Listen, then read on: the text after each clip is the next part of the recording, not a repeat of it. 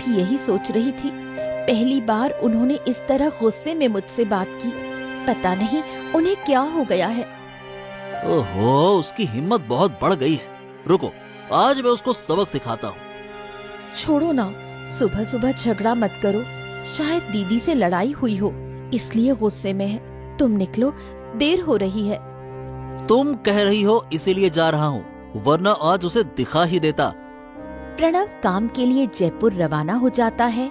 आस्था आनंद के व्यवहार को याद कर दुखी होती है। कुछ दिन बाद पीताम्बर 10 बीघा जमीन खरीदकर उसका मालिकाना हक प्रणव के नाम कर देता है। ये बात जैसे ही शारदा को पता चलती है, वो आनंद को सब बता देती है। आनंद गुस्से में पीताम्बर से बात करने जाता है। पापा, बचपन से आप जो कहते आए हैं मैंने वही किया, कभी आपका विरोध नहीं किया, लेकिन आप मेरे साथ ऐसा करोगे मैंने सोचा भी नहीं था। ये क्या बातें कर रहे हो? मैंने क्या कर दिया? आपने हमेशा दादा को मुझसे ज्यादा अहमियत दी है। शादी में उसकी पसंद मानी, खाने में उसकी पसंद चलती है, पढ़ाई में उसकी पसंद। अरे मैं कहाँ हूँ, मेरा तो कुछ नहीं माना ना। ये क्या बकवास करते हो आनंद? तुम दोनों मेरे लिए बराबर हो, फालतू की बातें ना करो। सारी बातें झूठ हैं, कोई बराबर नहीं है।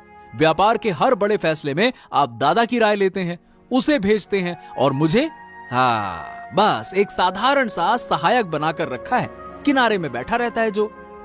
क्योंकि प्रणव तुमसे ज्यादा समझदार है और बड़ा भी है।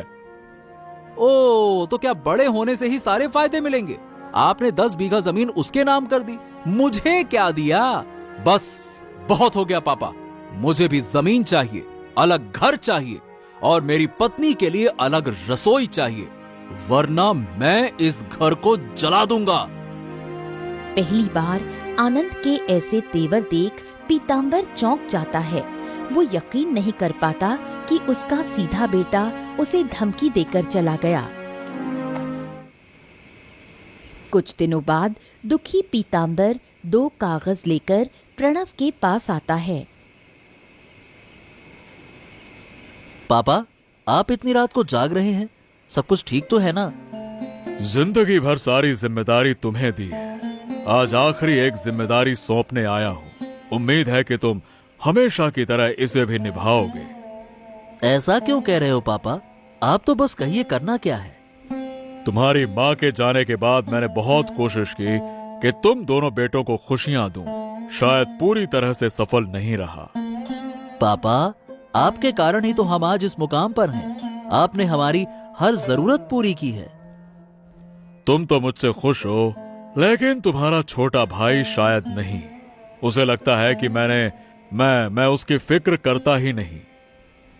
पीताम्बर कागज प्रणव को देता है। इन कागजों पर मेरी सारी जमीन दोनों बेटों के नाम पर बराबर बंटी हुई है।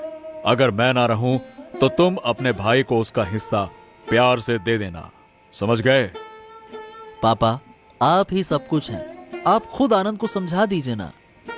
नहीं नहीं नहीं, वो मुझसे नाराज है। अब यह जिम्मेदारी तुम्हें देता हूं मैं। मुझे भरोसा है कि तुम संभाल लोगे। पीताम्बर प्रणव के सिर पर हाथ फेरता है और सोने चला जाता है। उसी रात नींद में ही उनकी मौत हो जाती है। प्रणव टूट जाता है, लेकिन आनंद में ज्यादा दुख नहीं दिखता। पीताम्बर की मौत के बाद भी स्वार्थी शारदा आनंद को भड़काती रहती है। देखो, जो डर था वही हुआ। तुम्हारे पिता सब कुछ प्रणव को दे गए, अब हमें उसका नौकर बनकर रहना पड़ेगा। मुझे यकीन नहीं हो रहा कि मेरे पापा मेरे साथ ऐसा कर सकते हैं। क्या तुम सच में उनके बेटे हो? कोई बाप ऐसा कर सकता है? चुप रहो सरदा, मैं कुछ नहीं समझ पा रहा। क्या समझना है? अब सारी जिंदगी तुम्हारे दादा मजे करेंगे और हम देखते रह जाएंगे। ऐसा नहीं होने दूंगा, हम उनके सामने झुकेंगे नहीं। अब तो वो आस्था भी रसोई पर कब्जा कर लेगी, रोज झगड़े करेगी, तुम्हें बेइज्जत करेगी।